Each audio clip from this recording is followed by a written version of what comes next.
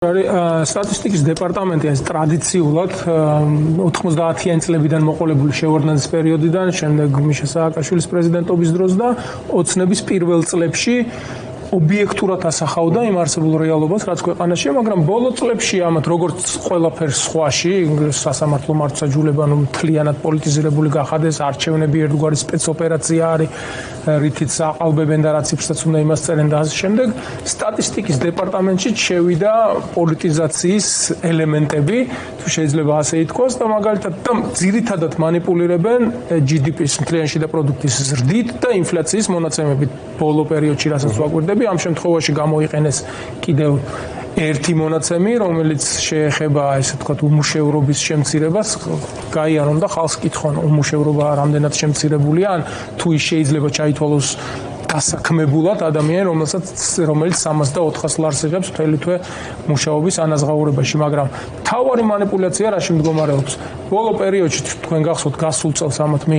მიიღეს ოფშორების კანონი ბიძინა ივანიშვილისთვის და შეიძლება პლუს კიდე რამდენიმე რუსი ოლიგარქისთვის, რომ არ დაიბეგროს ოფშორიდან შემოსული ქონება და ნებისმიერი ქონება, მათ შორის ნახატებიც კი, რაც ბიძინა ივანიშვილს შემოაქვს თავის მფლობელობაში არსებული ეს ქონება, ითვლება, ტარდება როგორც ინვესტიცია და აისახება მთლიან შიდა პროდუქტზე. ისევე როგორც მაგალითად მისი შუშის სასახლე, რომელიც აქამდე ოფშორზე ქონდა გაფორმებული და ეხა გადასახადების გადახდის თავის არიდების პირობებში ქართულ ფირმაზე გადმოიტანა, ესეც ინვესტიცია, ესეც საქართველოს შემოსული ბჭყალებში ქონება და ესეც მთლიან შიდა პროდუქცია აისახება. ერთი მიმართულება, რითიც მანიპულირებენ, აყალბებენ და თლათ რო სტატისტიკის დეპარტამენტს ვერ მოედაო, იმიტომ რომ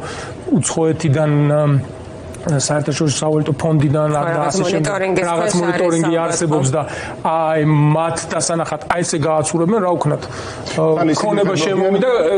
კაპიტალია სამსახურება სტატისტიკის სამსახური ხა თუ ჩავშლით და შესაბამისად ამ შემთხვევაში უფრო ფინანსთა სამინისტროს შეიძლება რაღაც არის კაპიტალია შემოვიდა ქართულ ფირმაზე, ხო არ იყო ქართულ ფირმაზე, ხო ოფშორში იყო სადღაც, ანუ საქართველოში არ ფიგურირებდა ეს კონკრეტული ქონება, ეხლა გახდა ქართული, ჩვენ რა გავაკეთოთ, ავსახეთ თლიან შედაბრო, აი ესე მანიპულირებენ და მეორე ასევე რამდენად შეიძლება ესეც ობიექტური გარემოება იყოს რუსეთისთვის ტრანზიტებზე და ასე ვთქვათ სანქციების გვერდის აულაში დახმარებას პროექტში დიდ ასე ვთქვათ რუსულ-ქართულ პროექტში რაშიც არიან ესენი პროგრამაში ჩართულები და ეხმარებიან მათ პროდუქტის მიღებაში, იმპორტში, რეექსპორტში საქართველოსთან და ამით სარგებლობს რამდენიმე ათეული კომპანია ბიძინა ივანიშვილის გარშემო ამ კლანის წარმომადგენლები ეს უამრავი შემოსავალი მილიონობით დოლარი ასევე აისახება. ეს ის მოცემულობაა, რაზეც იმ აგრესიის საფასურად ქართულმა ხელისუფლებამ იხეირა. კი, გახდნენ მილიონერები, შეულობენ ძალიან დიდ ფულს, მაგრამ ხალხზე ეს არ აისახება. უფრო მეტიც უარყოფითად აისახება, იმიტომ რომ ამ ფულის შემოდინებამ განაპირობა ფასების ზრდა, კონკურენცია ქვეყანაში არ არის, რომ კონკურენტულ გარემოში ეს ფასები და რეგულირდეს, ასე ვთქვათ, რაღაც დაკალიბრირდეს, რომ სხვა კონკურენტმა იაფად ნაშრომი შემოიტანოს და გაუწიოს წინააღმდეგობა იმ კარტელურ შეთანხმებებს, რაც არსებობს ბაზარზე სხვადასხვა პროდუქტების მიმართულებით, აქედან გამომდინარე ვიღაცებს რომ ფული გაუჩნდათ. ეს ქეში ტრიალებს, ფასები გაიზარდა,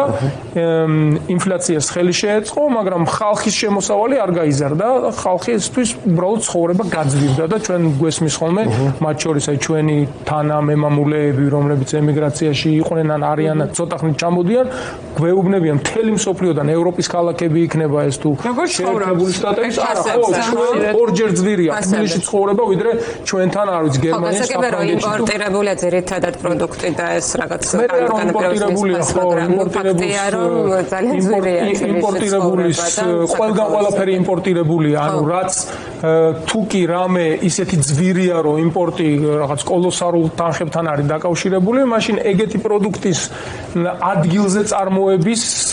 თან იმასაც ვერ ვთქვით, რომ ადგილობრივი პროდუქცია რაღაც იაფია და ადგილობრივი პროდუქცია არა, იცით თქმა მინდა, რომ თუ უცხოეთიდან შემოტანილი ნებისმიერი პროდუქტი იმდენად ძვირია, რომ აქ მყიდველუნარიანობა მაგისი არ არის და ხალხი ვერ აუდის ამ ხარჯს,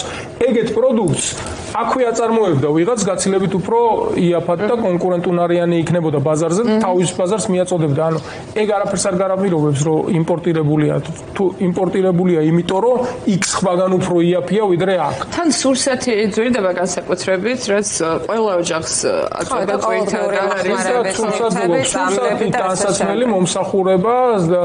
ავტონაწილების საწვავი, ყველაფერზე რაც ყოველდღიური საჭიროება და სხვადასხვა ინფლაციის ნაწილშიც როგორ მანიპულირებენ თვიდან თვემდე იღებენ იმ კალათას, სადაც შეიძლება რაღაცა უკეთესი პირობები გაჩნდა, ამა თუ იმ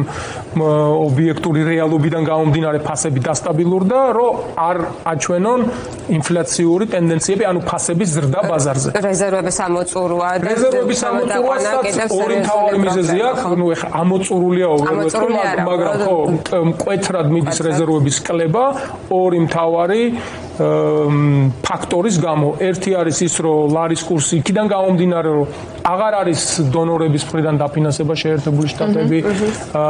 საფინანსო ორგანიზაციები, ევროკავშირი და ასევე დაშრა პირდაპირ უცხოური ინვესტიციები, რატო დარბის ახლა ეს ხან უზბეკეთში, ხან არაბეთში, რომ დააკომპენსიროს, ამას ხო არ იტყვიან, მაგრამ სინამდვილეში ამ თავისი მოგზაურობებით, ვიზიტებით ფიქრობენ, რომ აგებს თემურლენგს პატივს. ხო, თემურლენგს პატივი მიაგოს, რომ დააკომპენსიროს დასავლეთიდან პოტენციურად, რაც შეიძლება, რაც უნდა შემოდიოდეს და წინა წლებში რაც არსებობდა პირდაპირ უცხოური ინვესტიციები. ეგ არის მათი